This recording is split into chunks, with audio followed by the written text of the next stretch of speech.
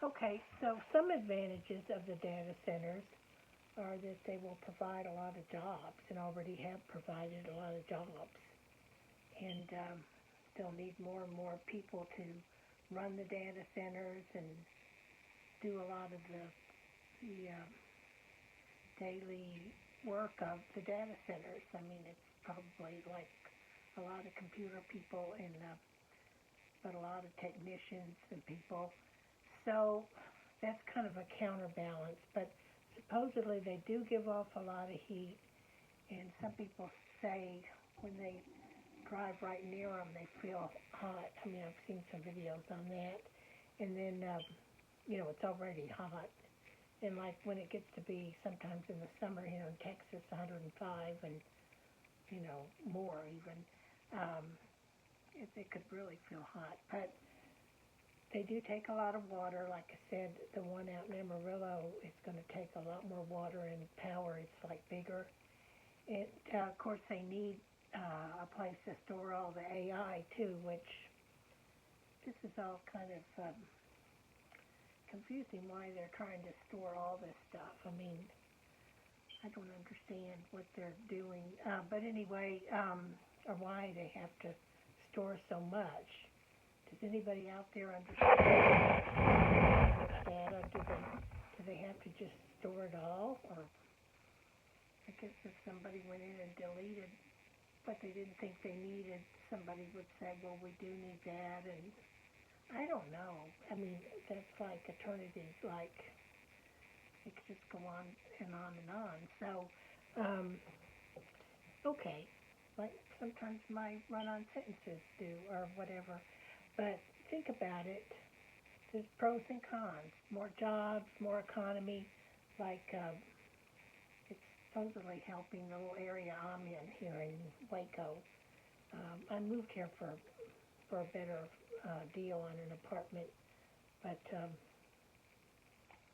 I'm open to moving in the future if I can just get more work.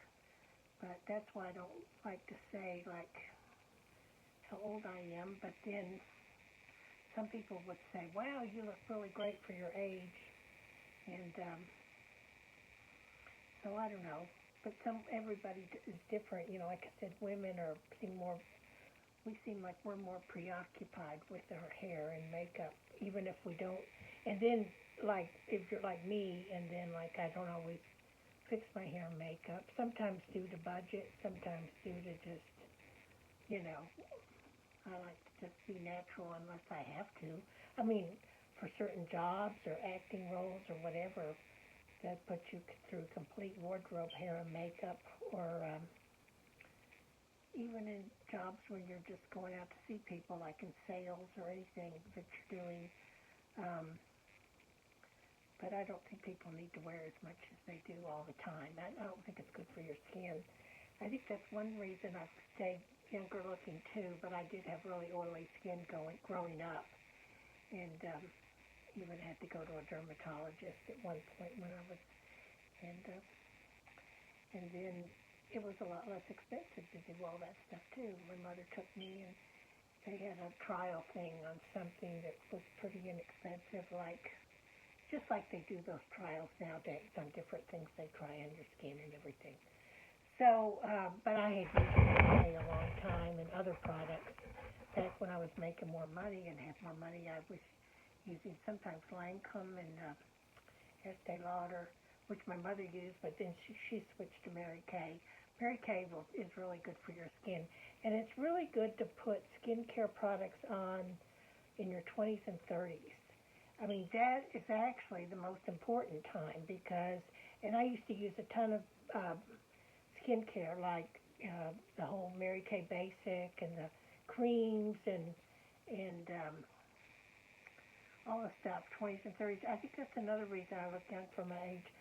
Um, I mean, I did admit the other day that I might be older than Brad Pitt, but I'm definitely younger than Kevin Costner, so whatever.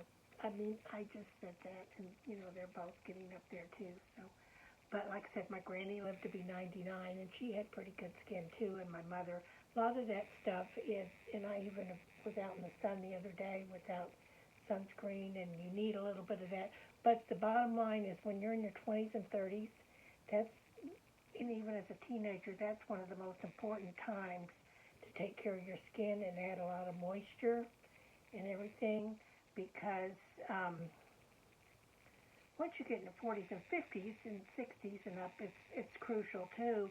But, you know, ironically enough, it's not as important because people think, well, why did all of a sudden they get to a certain age and they never use skincare when they were younger, and then all of a sudden it's a lot more work to fix, you know, like if they never use skincare and then all of a sudden as they get much older in life they're trying to put cream on and do a lot of, you know, but if you use all those like firming products and all that stuff in your 20s and 30s, and I didn't always use all that like I should have, but I mean you can still use it some, and of course I can use it combining with hair and makeup.